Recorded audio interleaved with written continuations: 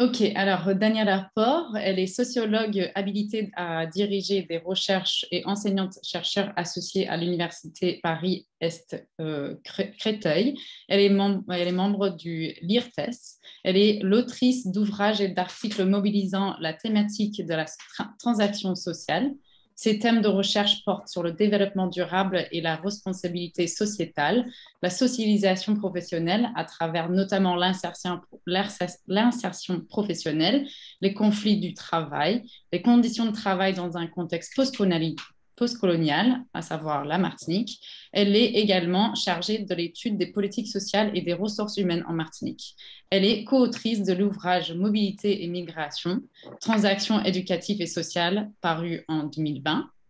Et aujourd'hui, elle nous propose une communication sous le titre Les invisibles de la loi sur la pénibilité du travail, l'exemple des ouvriers agricoles de la banane en Martinique.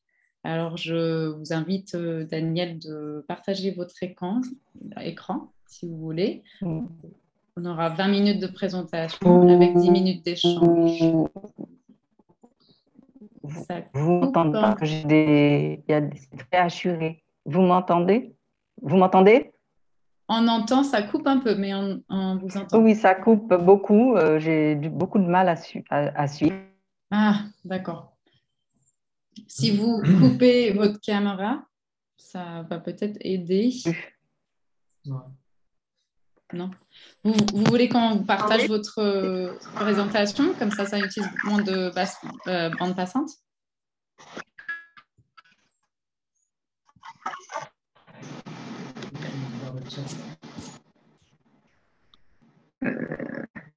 Je me reconnecte. D'accord. Il y a des difficultés.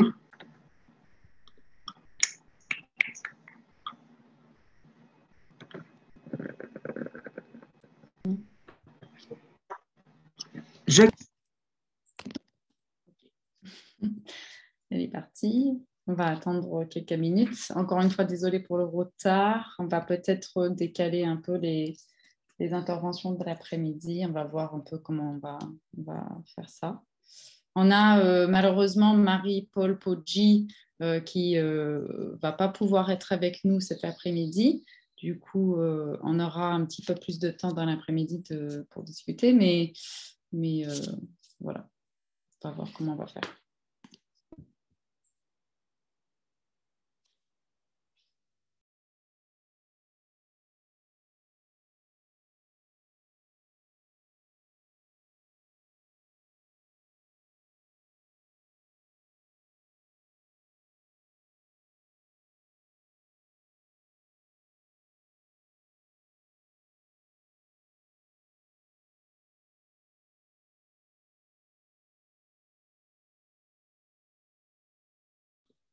Au moins, ça nous permet une petite pause.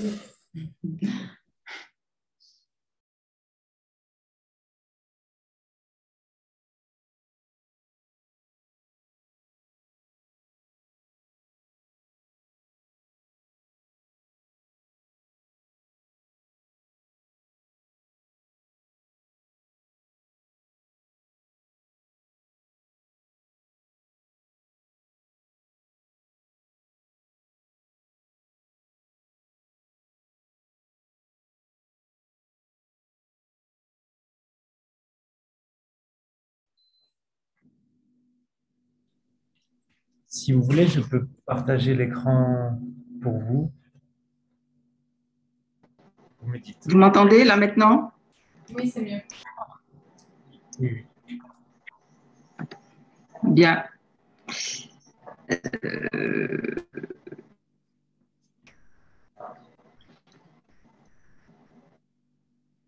C'est peut-être mieux de couper la caméra. Et puis nous, on peut partager la présentation si vous voulez. Vous partagez? Si vous voulez, je peux le faire. Parce que là, je pense que j'ai des soucis. OK. Vous parlez, puis vous me dites à chaque fois, je changerai la diapo. Bien, Alors donc, j'essaie d'aller très vite parce que le temps presse. On m'entend? Ça va? Oui, très bien. Bon. Parfait. Donc, j'ai proposé dans le cadre de cette journée, donc bonjour à tous et à toutes, hein, merci de m'avoir sollicité. J'ai proposé donc d'échanger sur les invisibles de la loi sur la pénibilité du travail, en fléchant l'exemple des ouvriers agricoles de la banane en Martinique. Et l'intervention de Jessica Oublié fait un lien. Il y avait beaucoup d'écho dans tout ce qu'elle disait. Et mon intervention fera un zoom sur la question des conditions de travail de ces ouvriers agricoles. Si vous pouvez passer, voilà. Donc, la question de l'inégalité, hein, pour qu'on parle d'inégalité sociale, puisque c'est de ce dont il s'agit, il faut mettre au cœur de tout ça la question de la complexité de la relation entre la France et l'outre-mer. Il y a donc une approche de cette inégalité qui pour être sociale, il faut qu'elle soit surtout l'œuvre de la société dans le cadre de laquelle on la constate, c'est-à-dire un effet de ces structures constitutives. Et je trouve que la Martinique vraiment s'inscrit dans cette définition de l'inégalité sociale. Donc, avec la départementalisation, en 1946, les Martiniquais ont recherché l'égalité des droits pour la grande masse des citoyens qui étaient affranchis de l'esclavage. Et 70 ans après, plus de 70 ans après, l'égalité n'est toujours pas réalisée. Et on constate dans les années 50, à la fin des années 50, on a donc l'essor de mouvements qui revendiquent cette identité martiniquaise et la question de nos spécificités culturelles au regard justement de ces conditions difficiles de nombreux Martiniquais. Donc, la départementalisation n'est pas opérante puisque rien ne change vraiment. Troisième. Donc, dans ce contexte qui affiche des indicateurs sociaux problématiques, hein, dans l'argumentaire de l'appel à communication, il y a les chiffres qui sont éloquents. Sur quasiment chaque thématique, nous faisons le double, triple de ce qu'il y a de plus mauvais en termes de problèmes dans la société. Donc, la question de l'inégalité en Martinique, me semble-t-il, n'appelle pas la question de l'égalité, au sens de mimétisme ou d'une assimilation à la réalité de l'Hexagone. Et bon, il y aura tout le débat autour de la question de l'égalité réelle, qu'est-ce que c'est? Voilà, on pourra en parler après. Donc, la question des inégalités outre-mer convoque indubitablement le concept de complexité développé par Edgar Morin. Cette pensée en complexité, c'est à cet exercice que Morin nous convie.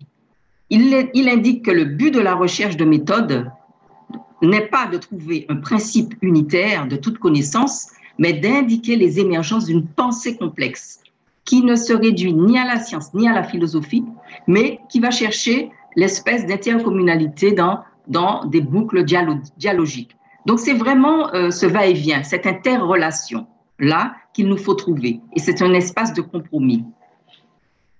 Est-ce que je peux trouver quatrième voilà. Donc, cette pensée complexe va donc inviter à intégrer la contradiction, va nous amener à dépasser et à nous départir de la pensée unique sur les objets sociétaux et à composer en s'ouvrant à l'impensable. Pour tenter de réduire la question des inégalités en Martinique, puisque je travaille beaucoup sur la Martinique, les questions de la Martinique, je crois qu'il nous faut oser l'impensable. Parce qu'on a constaté que ce qui était fait, ce qui était transféré, ce qui se voulait être adaptable, ne l'est pas. Donc, la complexité du social produit des injonctions paradoxales parce qu'il faut satisfaire deux exigences opposées. L'outre-mer s'inscrit dans tout ça. La Martinique donc s'inscrit dans cela avec une réalité culturelle plurielle.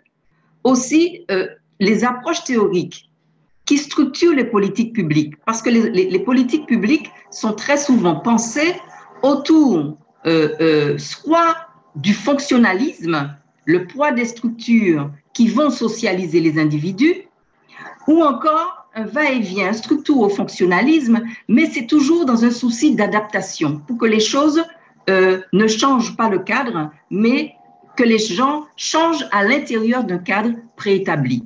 Et c'est ça le drame des inégalités exacerbées en Martinique. Est-ce que l'on peut avoir l'autre?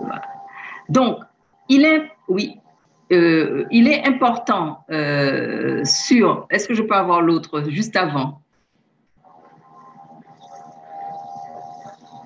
Alors, il est donc important que sur la question de la culture, on s'accorde sur le sens. C'est pas uniquement cette histoire d'érudition, de beaux-arts, etc. Mais c'est l'ensemble des codes que l'on se donne pour fonctionner dans une société, pour se reconnaître, pour cheminer. Et c'est ce qui va nous servir de cheminement pour pouvoir construire cette société martiniquaise. Et la définition de cette culture donc, invite effectivement à avoir un regard critique sur les politiques publiques qui, comme je vous le disais, sont très souvent habitées par cette question de régulation de contrôle qui traverse toutes ces idées, toutes ces politiques, tous ces dispositifs. Donc, les politiques publiques qui sont dessinées par la France, elles recherchent l'unicité à travers cette idée que je qualifie de pétrifiée, que la République est une et indivisible. Et c'est vraiment ça qui va miner toute cette question d'une recherche d'égalité réelle ou d'équité. Donc, convoquons ensemble la question des régulations innovation pour tenter de poser autrement la question des inégalités sociales. Et la question de la régulation innovation, il y a je dirais deux voies. Il y a ce que trois chercheurs belges, Jean-Rémy, Liliane Voyer et Émile Servet, avec lesquels j'ai beaucoup travaillé il y a un temps, la notion d'innovation, elle est habitée par deux contenus. Ou vous faites de l'innovation de croissance qui va permettre au système d'évoluer tout en restant fidèle à ses orientations de base. Donc, c'est un peu ce qui se passe aujourd'hui. Nous avons une architecture, une structure. Il faut rester fidèle à ça, même si à l'intérieur, on met des petites choses pour tenter de colmater les brèches. Mais ces brèches ne se colmatent pas parce que la structure, elle est problématique. Et puis, il y a l'innovation de mutation ou de rupture, je l'appelle de rupture, qui va introduire une transformation des orientations avec une modification du rapport social. Ce que j'appelle ce qu'on appelle le rapport social, c'est vraiment tout ce qui va construire le soubassement de la société et ensuite qui va faire vivre l'intérieur. Donc, tout doit être en mouvement pour repenser la politique de lutte contre les inégalités sociales. Alors, que se passe-t-il dans le milieu du travail? Aujourd'hui, nous sommes au cœur de ce que l'on peut appeler une innovation de croissance avec cette loi sur la pénibilité du travail. J'ai dirigé en 2008 une étude sur le vécu du travail des ouvriers agricoles de la banane et quelque temps après, j'ai mis ça en regard avec la loi sur la pénibilité issue de la loi de 2010, puis des ordonnances de 2017 qui vraiment posent un vrai problème par rapport à la question de la pénibilité dans le secteur des ouvriers agricoles de la banane. On peut aussi s'interroger sur la portée des études qui sont réalisées sur les questions du travail et des conditions et dans les prises de décision. Et puis, une autre question, quel intérêt porte-t-on réellement à ces études quand elles sont réalisées outre-mer, comme on dit, par les instances françaises?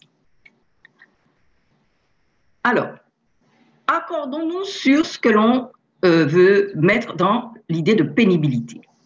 La pénibilité, c'est le résultat de sollicitations physiques ou psychiques liées à certaines activités professionnelles socialement nécessaires et excessives au regard de la physiologie humaine et qui laissent à ce titre des traces durables, identifiables et irréversibles sur la santé et l'espérance de vie d'un travailleur. Ça, c'est une définition concoctée par la mission parlementaire en 2008 sur la question de la pénibilité du travail. Alors, la loi sur la pénibilité du travail, je vous ai fait un petit tableau synthèse où vous avez la loi de 2010 et la loi de 2017. Pour pouvoir identifier les critères de pénibilité, la loi de 2010 en avait identifié 10. Manutention manuelle de charges lourdes, donc le port de charges lourdes, les postures pénibles, les vibrations mécaniques, le travail de nuit, le travail en équipe successive alternance, le travail répétitif, les agents chimiques dangereux, chlordécone, etc., activités exercées en milieu hyperbare, les températures extrêmes et le bruit. Qu'est-ce que l'on constate en 2017 avec les ordonnances prises par M. Macron? On fait sortir du champ de la pénibilité, et comme critère de pénibilité, le port de charges lourdes, les manutentions, les postures pénibles, les vibrations mécaniques et les agents chimiques dangereux. Donc, voilà 4 critères de la pénibilité qui disparaissent dans la loi sur la pénibilité au travail et du travail. Est-ce qu'on peut passer à l'autre? Donc, la suppression de ces 4 critères résiderait, selon ceux qui l'ont décidé, dans la difficulté de suivre et de décompter l'exposition effective de chaque salarié. La mesure de l'exposition des 4 critères, c'est renvoyer à une visite médicale que le salarié va faire en fin de carrière, ce qui met à mal tout le travail de prévention obligatoire, qui est un enjeu des politiques de santé au travail. Donc, en faisant ça, on va, comment je peux dire, dispenser le chef d'entreprise d'être en prévention sur ces critères de pénibilité dans le cadre de la médecine du travail. Et comme c'est à la fin de la carrière qu'il y aura une visite médicale, donc c'est un problème qui reviendra à la santé publique. Donc, le financement de cela, les caisses au sein de la sécurité sociale changent. Ça, ce sont des enjeux très importants de société. Donc, ce choix politique n'incite pas les entreprises à s'engager dans la réduction de la pénibilité.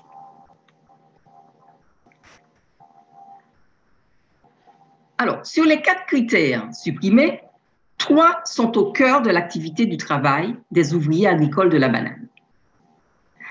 L'étude que j'ai dirigée a duré, c'est une période de 3 mois, au sein de 2 exploitations bananières.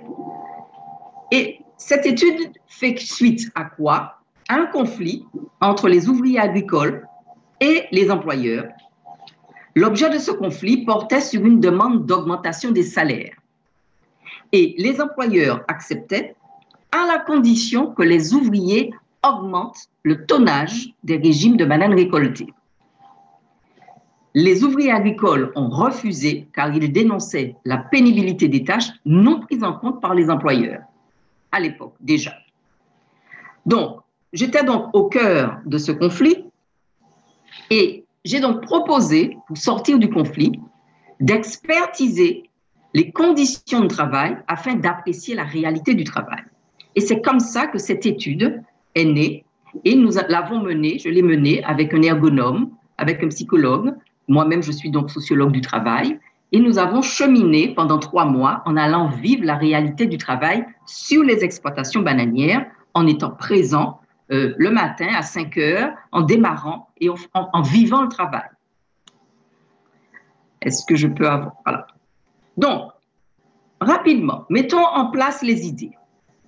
L'IEDOM sort chaque année son bilan, le bilan économique, social de la Martinique. Et l'IEDOM indique qu'une caractéristique propre à la Martinique est que le volume global de travail agricole est en majorité apporté par des salariés permanents plutôt que par les chefs d'exploitation. En 2016, ces salariés permanents y contribuent à 53% en Martinique, contre 4% en Guyane et 21% en Guadeloupe. Cet écart s'explique par l'importance du travail salarié dans les nombreuses plantations de bananes. Donc, vous voyez l'intérêt qu'il y a à se pencher sur cette question-là. Et l'activité de la banane mobilise aujourd'hui 5 à 6 000 salariés. Et un autre élément important en termes d'argent, la banane d'exportation génère plus de 50% du chiffre d'affaires de la production agricole et mobilise 89% des aides du POSEI France, le programme d'options spécifiques à l'éloignement et à l'insularité. Si ça mobilise 89% du POSEI, ça veut dire qu'en quelque part, il y a de l'argent qui rentre. Bon, je connais le fonctionnement des fonds européens. Donc, si on est payé, c'est parce qu'il y a eu un certain nombre de dépenses qui ont été réalisées, lesquelles il faut s'appesantir dessus. Je ne vais pas en parler tout de suite, mais il y a une rentabilité. Alors, l'étude a concerné 20 situations de travail. Alors, j'ai essayé de synthétiser. Alors, vous avez l'étude, le travail au champ, le travail à la récolte et le travail au hangar. Le travail au champ, on a décomposé les tâches. Donc, vous avez le dégagement coupe, quand vous coupez les feuilles, là, vous avez le désherbage, vous avez l'attachage, le piquage de la plantation, le nettoyage. À la récolte, conduite du tracteur, coupe, tirage, arrimage. Au hangar, vous avez le déchargement, l'épistillage, le dépâtage, la découpe, la mise en plateau, la pesée, l'emballage, la palettisation et la fabrication de carton. Nous avons suivi toutes ces tâches-là avec les ouvriers agricoles. Nous avons réalisé notre travail à partir de 3 outils. Une grille de cotation de la pénibilité des situations de travail que nous avons décomposée en 9 contraintes, que je vais vous décliner. Nous avons beaucoup travaillé avec les outils de l'INRS, avec les ABAC. Surtout, ils ont beaucoup travaillé sur les manutentions manuelles avec des ABAC, des zones acceptables, non acceptables. Et puis, nous avons aussi travaillé sur le vécu du travail, de la pénibilité des postes, en interrogeant les salariés. Donc, une évaluation dite subjective de la pénibilité. Donc, une évaluation objective et une évaluation subjective. Donc, tout ça qui concourt à comprendre la réalité du travail. Donc, pour les 20 situations de travail, nous avons décliné 9 contraintes, donc 9 critères de pénibilité. La pénibilité des déplacements, risque de chute de plein pied ou de heurt, parce que la topographie est particulière, on va en parler, risque de chute de hauteur, la manutention au poste, le transport de charge, les postures du dos, des épaules, des poignets, les nuisances physiques, l'état du matériel. Parce que vous savez, lorsque vous avez un matériel défectueux, cela vous demande beaucoup plus d'efforts. Alors, donc, quels résultats sort-on? Sur la base des ABAC de l'INRS, on note que 8 situations de travail sur les 20 sont cotées pénibles. Sur les 10 postes les plus pénibles, 7 se retrouvent dans les champs. 7 postes de travail se situent dans la zone inacceptable, indiquée par l'INRS. 2 à la récolte, c'est le travail d'arrimage et de tirage. 1 au champ, avec le travail désherbage et pendage, parce qu'il faut être accroupi en permanence. 2 au hangar, déchargement, dépâtage, palettisation, fabrication de carton. Je vous ai pris un exemple, les arrimeurs. Ils se trouvent très largement dans la zone inacceptable de la BAC, de l'INRS, à cause du tonnage de régime de bananes porté, de 22 tonnes, et par la masse unitaire du régime qui va de 50 kg à 80 kg.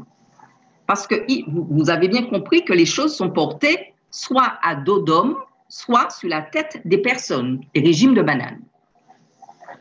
Et ensuite, il faut les tirer et les classer.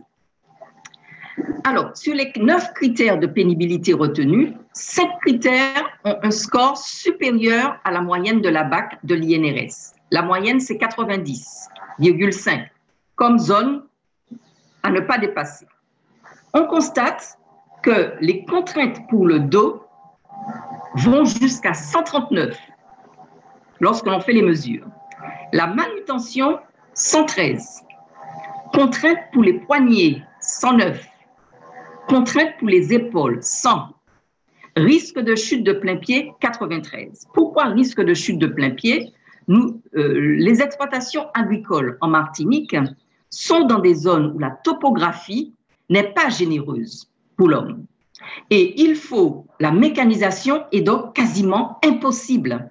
Donc c'est l'homme, c'est l'individu, quand je dis l'homme avec l'homme et la femme, qui doivent pouvoir affronter cette topographie au prix de beaucoup de choses en portant des régimes de bananes de l'ordre de 50 à 80 kilos, parfois 90.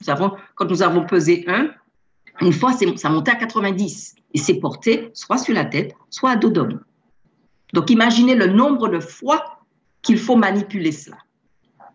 Et on demandait aux ouvriers agricoles, si vous voulez être augmenté, il vous faut faire porter davantage de régimes de bananes. Voilà. On tourne. Alors, donc, quelques enseignements. Les résultats obtenus interpellent fortement quant au très faible taux de déclaration de maladies professionnelles au titre du tableau 57 de la Sécurité sociale qui reconnaît les troubles musculo-squelettiques. Tout à l'heure, j'écoutais attentivement Madame Jessica Oublié qui parlait donc de la reconnaissance du cancer de la prostate comme maladie professionnelle avec le chlordécone. Le combat sera très rude. Je suis ça de très près parce que je travaille beaucoup avec les ouvriers agricoles. Je travaille beaucoup avec un syndicat. Si les TMS, les troubles musculo-squelettiques, qui sont déjà inscrits sur le tableau des maladies professionnelles, ne sont pas pour les salariés mobilisés, c'est-à-dire cette maladie, c'est pas reconnu. Or, l'exécution du travail et tout le travail de scientifique que nous avons fait, de mesures, etc., est là pour témoigner que forcément ils ont des TMS, eh bien vous retrouvez les ouvriers agricoles très peu nombreux en termes de déclaration. Mais il y a beaucoup de raisons à cela. La pénibilité est très forte. Attendez, je n'ai pas terminé sur l'autre slide. Voilà. La pénibilité est très forte selon les ABAC de l'INRS pour la majorité des tâches. L'augmentation du tonnage réclamé par les employeurs engendrera mécaniquement un accroissement de la pénibilité et une dégradation encore plus accentuée de la santé des ouvriers agricoles. Lorsque j'ai présenté avec mon équipe ces résultats aux employeurs, les salariés n'étaient pas là. Il y a un employeur qui était pris de panique en me disant « mais c'est effrayant, nous n'avons jamais mesuré les tâches de cette manière et nous n'avions pas l'impression que ces activités étaient aussi pénibles. » Et je ne l'ai pas écrit là, mais il m'a dit « il ne faut surtout pas présenter les résultats aux salariés parce qu'ils diront que c'est de l'esclavage. » Mais les résultats ont été présentés quand même aux salariés. Alors, quel enjeu pour demain? La réalité du travail des ouvriers agricoles recèle des particularités qui ne sont pas prises en compte. Alors, cette réalité du travail, elle est propre à la Martinique. Je le dis parce que j'entends une petite sirène, on me dit ça souvent, ah oui, mais ceux qui font les vendanges. C'est pas du tout la même chose. On fait les vendanges une fois comme cela. Or, les travailleurs, vous avez vu tout à l'heure les chiffres de l'IEDOM, ce que dit l'IEDOM. Le travailleur agricole est là du 1er janvier au 31 décembre. C'est son boulot. Et deuxièmement, il le fait de manière répétée, comme un sportif de haut niveau, sur des terres dont la topographie n'est pas du tout généreuse ni bienveillante. Donc, on est dans des choses complètement différentes. Près de 4% de la population salariée de la Martinique ne bénéficie donc pas de politique de prévention au travail au regard des ordonnances Macron de 2017. En outre, la loi du 29 décembre 2012 a généralisé la retraite complémentaire à tous les salariés. Alors, pour ceux et celles on n'est pas toujours aguerris sur ces questions. Vous savez que la retraite privée est composée de deux parties, le régime de base versé par la sécurité sociale et la complémentaire santé, obligatoire, et obligatoire depuis 1972. Tous les secteurs étaient couverts par la santé complémentaire, sauf les ouvriers agricoles, qui ne bénéficient de cette disposition obligatoire que depuis 2013, donc 41 ans après. Et lorsque l'accord a été écrit au niveau national, il a été sans rétroactivité pour les ouvriers agricoles. Donc, vous voyez que la misère vient s'ajouter à la misère. Une retraite de base d'un ouvrier agricole, c'est de l'ordre de 400 €, 300 €. Il n'a pas de complémentaire. Donc, ce sont ceux qui viennent maintenant qui vont pouvoir avoir une complémentaire. Et comme il y a de moins en moins d'ouvriers agricoles, donc vous voyez, c'est tout bénef pour les chefs d'entreprise. Il y a vraiment quelque chose qui s'est passé là d'immoral. Hein. La question de l'éthique est au cœur de cela. Donc, la question de l'empoisonnement des ouvriers agricoles au cocktail de pesticides dont la chlordécone n'a pas été abordée dans mon propos. Cette question mérite à elle seule un développement. En 2005, j'ai fait un rapport sur ce cocktail de pesticides dans le cadre du travail des ouvriers agricoles. On a beaucoup parlé de l'impact de l'utilisation de cette molécule sur tout le monde, sur l'eau, l'air, les populations et tout. Jamais on ne parlait des ouvriers agricoles. Et ce n'est qu'il n'y a pas longtemps qu'on commence à parler des ouvriers agricoles. Mon rapport, lui, il date de 2005. Il est tracé, je l'avais fait pour un syndicat de la Martinique qui s'intéresse toujours à cette question. Donc, aujourd'hui, ma question, c'est de savoir quelle stratégie mettre en œuvre pour que ces invisibles du travail deviennent visibles humainement, économiquement et socialement. Je vous remercie.